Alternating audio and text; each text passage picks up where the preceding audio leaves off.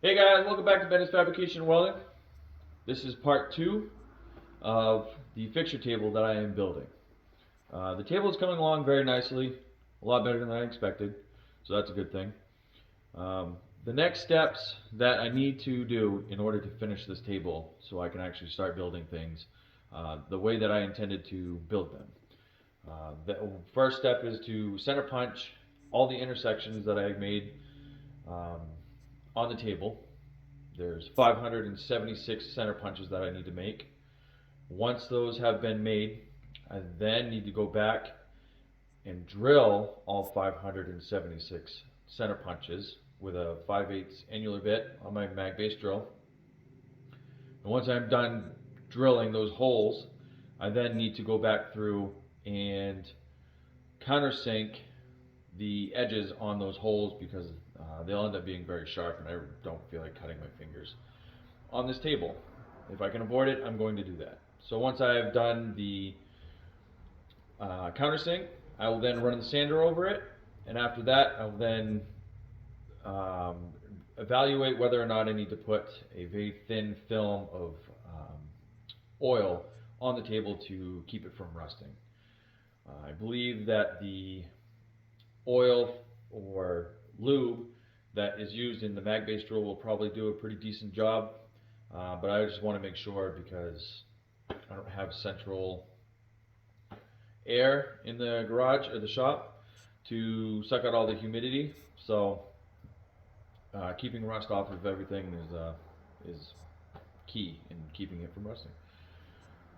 So with that being said, I'm going to go ahead and center punch all these holes or intersections, and then I will drill them, countersink, sand, and then start building. I already have a project lined up like I had said in the last video. It's behind me on the table. It's just the top for it, but that will be released at a later date on what that actually is going to be. So without further ado, I'm going to go ahead, center punch all these, drill them, and then continue and be finished with the table and start building.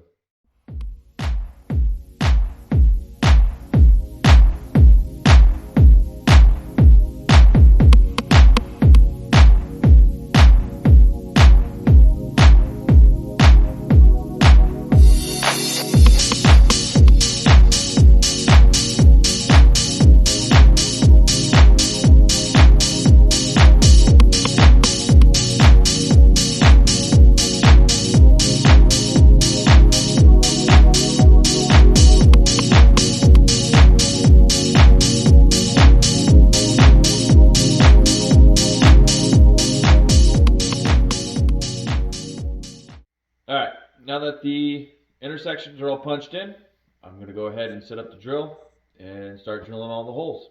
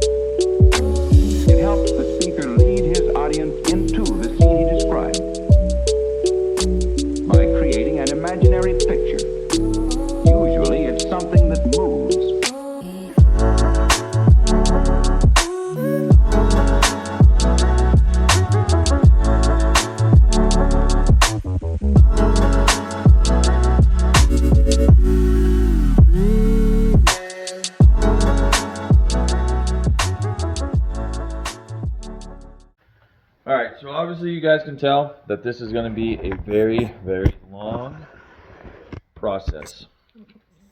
And I'm not going to make you guys watch the entire thing. So what I'm going to do is I'm going to go ahead and skip to the end. And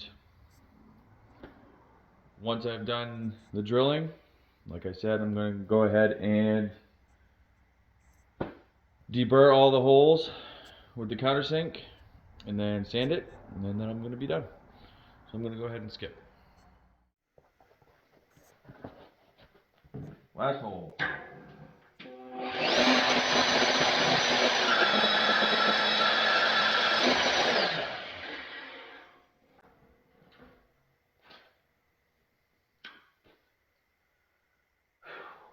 Man, that took forever. So I started drilling these holes on the 10th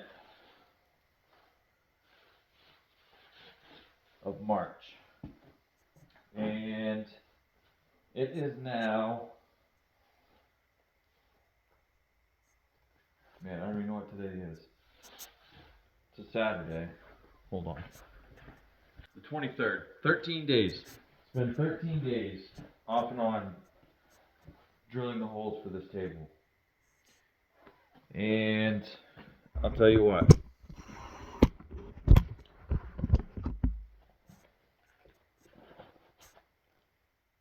I won't say it was fun, but I definitely will say it's worth it.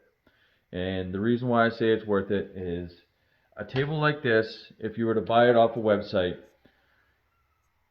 a 4x4 table, manufactured by a company, would cost you, because it's cast, it's not plate steel, plus they machine it, plus they cut all the holes with a laser machine and all that stuff, you're looking at $4,000 table. So it's definitely worth it, but not fun, drilling all these holes. I will say that this mag-based drill, for what it is and how much I spent, it's probably $200-ish used off of Amazon from Vivor. Amazing. This drill, absolutely amazing. I'm going to do a review video after I do this video in regards to this drill. The bits that I bought, these annular bits, bought 2 of them off Amazon, straight from China. Did not expect them to last at all. And the one drill bit drilled all these holes. I did the math. It was originally 576 holes that I was going to drill. I chopped that by like, I don't even know. I don't know. I can't do the math off the top of my head, but the final number that I drilled was like 312. It was basically every other ring, is what I called it, around the table, I skipped. So in doing that, I cut 200 some odd holes off the top of drilling. But I did it with one annular bit and 3/8 steel. Amazing. Yeah, I'm just gonna, can't say better things about it, honestly, for the price that I paid. So, with that, I'm going to now take my countersink bit and a drill, go over all the holes, and just take the edges off the top of these holes. And then once I've done that, I'm actually not going to sand it. I'm going to take my grinder with a pretty heavy duty wire brush, and I'm going to wire brush the whole top, and then I'm going to take some oil and give it a nice coat of oil and some WD-40, and then I'll be able to say that I am finally done building the table. Now I do have the punch marks that I made originally still on the table, so if I ever do feel like I need to have more holes, I can take my punch, make the hole a little bit bigger, and drill them out. But yeah, so with that, I'm going to countersink these holes and then do a little wire brush job, and I'll be done. All right, here we go.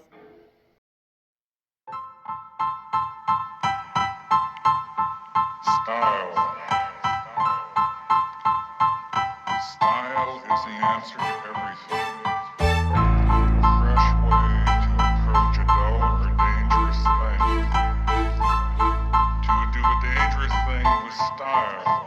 call art.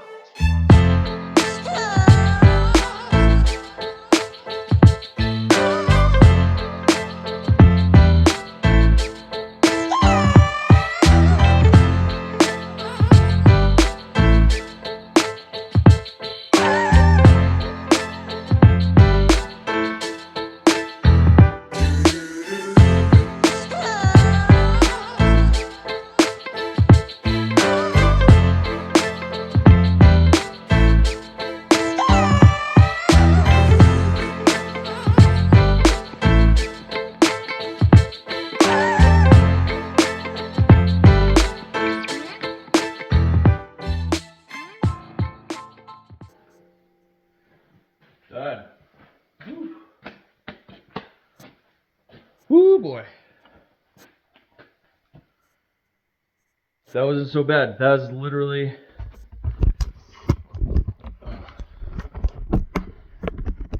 the easiest part of the whole table. Right there.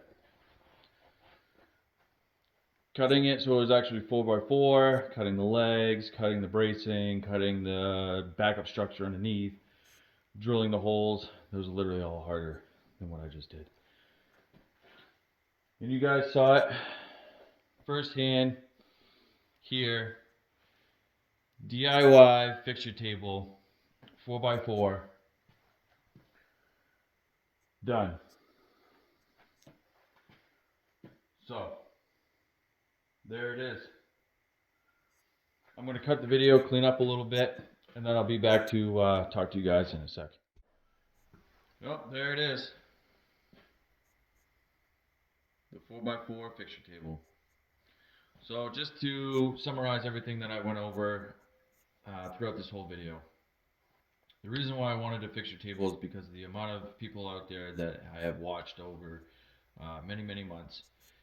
They use a fixture table, and they have said that because they have had a fixture table, their business, their production, everything has grown exponentially with having a fixture table, just because of the versatility that you have with a fixture table, with a ton of stuff that you can do with it. Yes, granted, I could have just left it as a piece of flat steel and tacked on that, squared it off of that, did everything in that regards. But with doing that, so now then you have to cut the tacks, you have to grind the tacks. If you grind too deep, now you have a divot in your table. And over time, you keep doing that over and over and over again.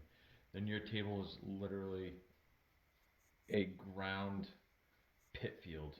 And I'm all set with that. I don't need that. I don't want to deal with that. I would much rather buy clamps, make my own fixture clamps, which I'm going to do next, and clamp it to the table so I don't have to weld anything to the table. That just seems very unnecessary. So I took the time, laid it all out, punched it, drilled it, countersunk the holes, put a little bit of oil, clean that off, put a little WD-40 on it so to keep it from rusting and everything like that. And I will periodically keep doing that over and over again. I didn't sand it for the simple fact that I wanted to keep the mill scale on the table, which one, helps with rust prevention, and two, spatter doesn't stick to it as much. So if you have a ground down bare metal table, spatter is going to stick to that thing. If you're using flux core, even hard wire, sometimes you'll have spit and spatter when welding, and that will stick to the table. And you generally cannot get it off unless you grind it off. So that's why I went with that. The other talking point was the price. This table, just the table itself, material, $700. Just the material. Obviously, I'm building it for myself. I'm not counting what I would have charged to build this table. Like I had said, tables out there this size, this caliber, $4,000 for a 4x4 table. I'm not paying $4,000 for a table. I don't have that money. I'm not doing it. So, cheapest route, DIY, right here. And yeah, the reason why I chose 4x4, the size. I didn't need an 8x4 table taking up this whole bay in the shop. Didn't need it. Um, they have other tables out there that are about the same price as what I paid for everything here, but it's just the tabletop and it's only 24 inches by 36 inches. So it's a foot shorter or a foot narrower and 2 feet shorter. It's a tiny table, really is. All set. $700. Built my own 4x4. So yeah, not exactly sure how much weight this table can hold, but it's definitely going to be a lot, especially with the 3x3, 3/16 legs, and then the 3 inch by quarter inch backup structure, then the 3/8 plate, and then the bracing underneath, which is inch by inch, 1/8 inch. So yeah, there it is. If you guys want to know more in regards to this table, go ahead and ask the questions in the comments, and I'll gladly answer the questions. But yeah, there it is. So, thanks for watching, guys. I will see you in the next video. If you want to follow my Instagram and Facebook, I update there a lot more than I would on here. I know it's been a little while since I posted a video. It has taken me a long time to drill those holes. So, with that, head on over to those pages, give them a like and follow, and you'll see more updates there than you would here. This is just the longer, drawn out version of those. So, thank you for watching. Till next time.